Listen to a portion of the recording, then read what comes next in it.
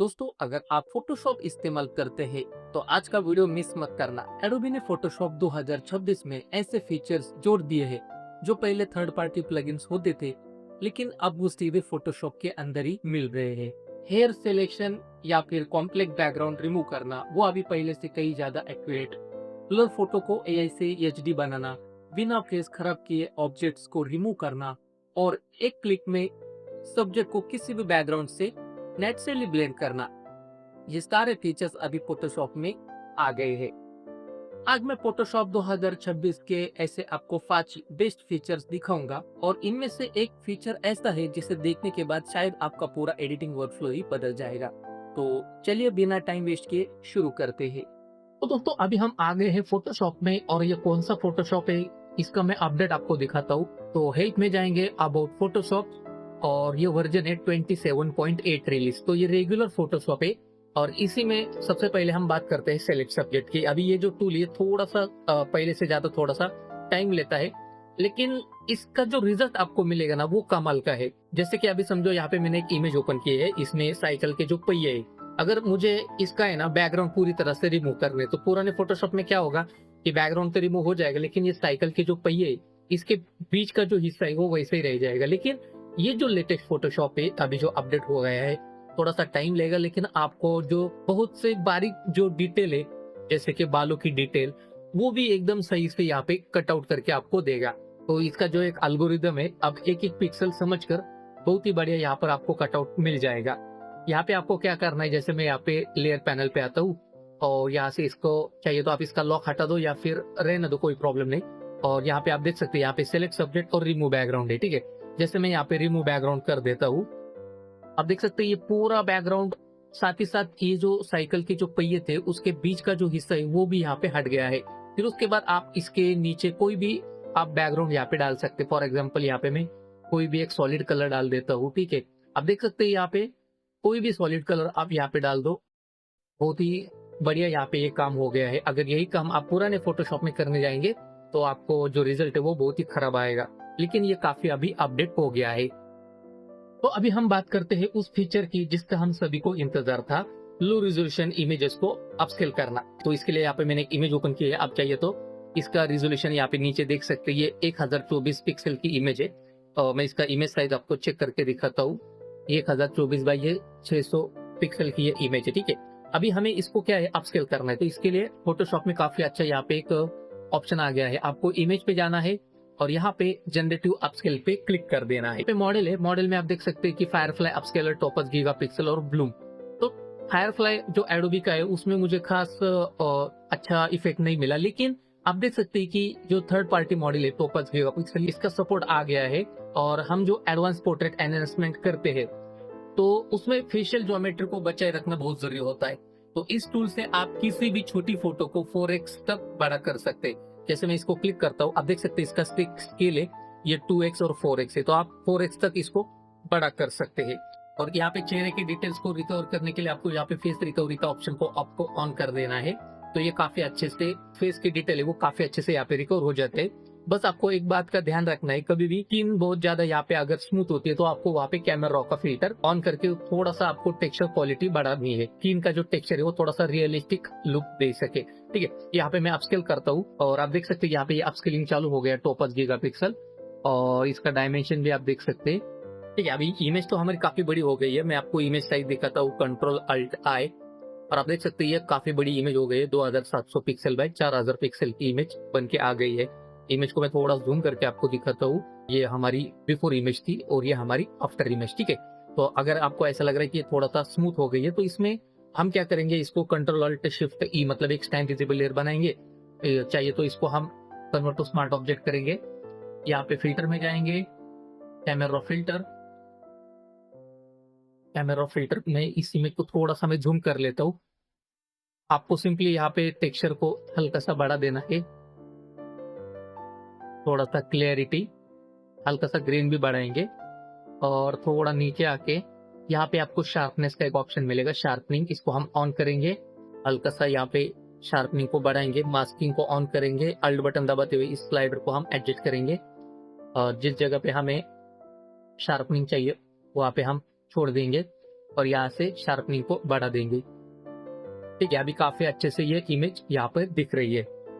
तो पहले से ज्यादा खूबसूरत ये इमेज हमें देखने को मिल रही है। तो इस तरह से आप लो रेजोल्यूशन इमेजेस को यहाँ पे हाई रेजोल्यूशन में कर सकते हैं। फिर उसके बाद अभी हम नेक्स्ट अपडेट की तरफ चलते हैं। जैसे मैं यहाँ पे एक इमेज ओपन करता हूँ, तो अभी हम इस इमेज के ऊपर आते हैं। अभी समझो कि मुझे इस इमेज में जो बंदा है, इसका जो चश्मा है उसको मुझे हटाना है।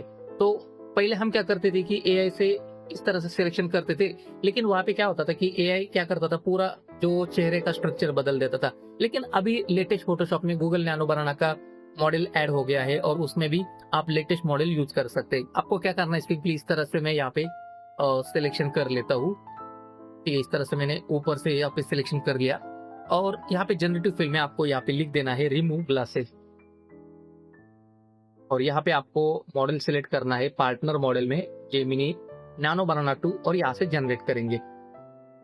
तो रिजल्ट आपके सामने आप देख सकते हैं। यहाँ पे ये हमारा बिफोर इमेज और ये हमारा आफ्टर इमेज। ठीक है, थोड़ा सा यहाँ पे चेंजेस हो गया है, लेकिन इसमें भी हम थोड़ा सा मैनुअल एडिटिंग कर सकते हैं। जैसे कि मैं यहाँ पे एक ग्रुप बना लेता हूँ और इस ग्रुप में इस इमेज को ऐड कर देता हूँ, एआई वाली इमेज को।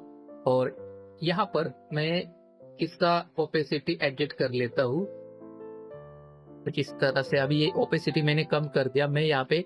तो इस इमेज को मैं थोड़ा सा एडजस्ट कर लेता हूँ। ठीक है, इमेज हमारी यहाँ पे एडजस्ट हो गई है। अभी मैं इस ओपेसिटी को वापस से 100 कर देता हूँ और इस ग्रुप को मैं यहाँ पर ब्लैक मास्क में कन्वर्ट कर देता हूँ। ठीक है, निगेटिव मास्क में ग्रुप को सिलेक्ट करेंगे, अल्ट बटन दबाएंगे, इस मास्क को सिलेक्ट कर देंगे। अभी आपको क्या करना है, सिंपली यहाँ पे ब्रश लेना है। ब्रश लेने के बाद जो एरिया आपको नहीं चाहिए, जैसे कि ये चश्मा आपको हटाना है, तो आपको सिंपली यहाँ पे ब्रश लेना है और यहाँ से व्हाइट कलर सेलेक्ट करना है और इस तरह से आपको उस एरिया को यहाँ पर रिमूव कर देना है।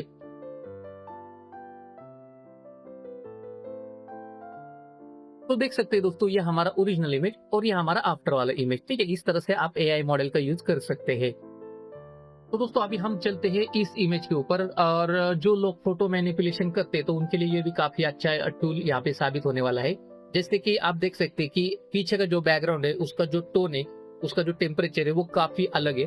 और जो सब्जेक्ट है हमारा, उसका जो एटमोस्फेयर है, जो भी कलर है या फिर जो भी लाइट है, वो पूरी तरह से अलग है। लेकिन मुझे क्या करना है कि जो सब्जेक्ट है उसको पीछे के बैकग्राउंड से मुझे यहाँ पे मैच करना है। तो इसके लिए हम सबसे पहले क्या करेंगे, सब्जेक्ट को यहाँ पे सिलेक्ट करेंगे। जैसे मैं यहाँ पे रिमूव बैकग्राउंड कर देता हूँ, तो ये क्या करेगा, बैकग्राउंड को रिमूव करेगा, सब्जेक्ट दे देगा। अभी आप देख सकते हैं ये सब्जेक्ट हमारे यहाँ पे आ गया है। मैं इसको थोड़ा बड़ा कर लेता हूँ। अभी यहाँ पे थोड़ा सा यहाँ पे ये मिसमैच हो रहा है, इसका जो लाइटिंग है, लेकिन मुझे इसको मैच करना है पीछे के बैकग्राउंड से। आपको सिंपली इस सब्जेक्ट को यहाँ पे सिलेक्ट करना है। लेयर पैनल में आपको यहाँ पे हार्मोनाइज का एक टूल मिलेगा और इसको क्लिक कर देना है। तो ये क्या करेगा, पीछे को बैकग्राउंड को एनालाइज करेगा, आपके सब्जेक्ट को एनालाइज करेगा, उसमें फिर लाइटिंग, शैडोज, मिड टोन सबको एक साथ उसमें ये मर्ज कर देगा और आपका जो सब्जेक्ट है वो पीछे वाले बैकग्राउंड से यहाँ पे मैच हो जाएगा। फिर उसमें आपको 3 वेरिएशन मिलेंगे। 3 वेरिएशन में से जो भी आपको सही लगेगा उसको आप यहाँ पे चुन सकते हैं। तो आप देख सकते हैं यहाँ पे हमें 3 वेरिएशन मिल गए हैं। मैं आपको यहाँ पे प्रॉपर्टी पैनल ओपन करके दिखाता हूँ। फर्स्ट वाला, यह दूसरा वाला और ये तीसरा वाला। तो जो हमें यहाँ पे पसंद आएगा जो वेरिएशन, उसको सिंपली यहाँ पे गुड कर देंगे। इसका फीडबैक हम दे देंगे। और इसमें अगर आपको थोड़ा सा एडिटिंग करना है मैनुअल, तो आप सिंपली यहाँ पे क्या करो, इसको सेलेक्ट करो और इसका ओपेसिटी आप अपने हिसाब से यहाँ पे कंट्रोल करो। तो इस तरह से दोस्तों आप देख सकते हैं ये हमारा बिफोर इमेज और ये हमारा आफ्टर इमेज। तो अगर आप फोटो मैनिपुलेशन करते हैं तो ये काफी अच्छा यहाँ पे ये टूल है, हार्मोनाइज टूल, तो आप इसका भी यूज कर सकते हैं। तो अभी हम आ गए हैं इस इमेज के ऊपर। तो यहाँ पे जो टूल है वो एआई का काम नहीं करता, लेकिन मेरा फेवरेट है, तो वो है एडजस्ट कलर। आप देख सकते हैं कॉन्टेक्सुअल टास्क बार है, इसमें आपको एडजस्ट कलर का एक ऑप्शन मिलेगा। अगर आपको फोटो में किसी भी खास रंगों को बदलना है, जैसे कि मुझे इस ड्रेस का कलर मुझे चेंज करना है, तो मैं सिंपली यहाँ पे एडजस्ट कलर पे जाऊंगा और आपके सामने कुछ इस तरह से ये कलर आ जाएंगे। और मैं इस कलर को जैसे सिलेक्ट करता हूँ, यहाँ पे आपके सामने ह्यू, सैचुरेशन, लाइटनेस के स्लाइडर मिल जाएंगे। आपको सिंपली यहाँ पे चेंज, ड्रेस का कलर चेंज करना है, आप सिंपली इसको चेंज कर दो, ये आपका कलर यहाँ पे चेंज हो जाएगा। ठीक है, जैसे कि यहाँ पे सैचुरेशन को आप बढ़ा सकते हैं, कम कर सकते हैं, यहाँ पे लाइटनेस को एडजस्ट कर सकते हैं। ठीक है, तो इस तरह से मैं इसको रिसेट कर देता हूँ। या फिर आप पीछे का जो बैकग्राउंड है ग्रीन कलर का, उसको आप सिलेक्ट करना चाहते हैं, तो मैं यहाँ पे ग्रीन कलर को सिलेक्ट करता हूँ। इसमें जो भी चेंजेस करना है आप यहाँ पे चेंजेस कर सकते हैं। ठीक है, जैसे कि इसमें सैचुरेशन को आपको कम करना है, आप कम कर सकते हैं। दूसरा कोई ग्रीन कलर आप सेलेक्ट करना चाहते हैं, उसमें आपको चेंजेस चाहिए, आप इस तरह से सेलेक्ट कर सकते हैं। और जो कलर हमने यहाँ पे यूज किए हैं तो उसके नीचे आपको एक डॉट मिलेगा, इसका मतलब उस कलर पे यहाँ पे हमने काम कर दिया है। तो बस आप उस कलर को सिलेक्ट करो और स्लाइडर घुमा कर उसे बहुत ही आसानी से किसी भी दूसरे रंग में आप यहाँ पर बदल सकते हैं। तो दोस्तों ये थे फोटोशॉप 2026 के कुछ शानदार अपडेट। मुझे पर्सनली टोपस गीगापिक्सल वाला अपस्केलिंग फीचर बहुत काम का लगा। आपको इनमें से कौन सा फीचर सबसे अच्छा लगा मुझे कमेंट्स में जरूर बताएं। अगर आपको ये वीडियो पसंद आया तो वीडियो को लाइक करें, चैनल को सब्सक्राइब करें। आज की इस वीडियो में बस इतना ही दोस्तों, मिलते हैं अगले वीडियो में।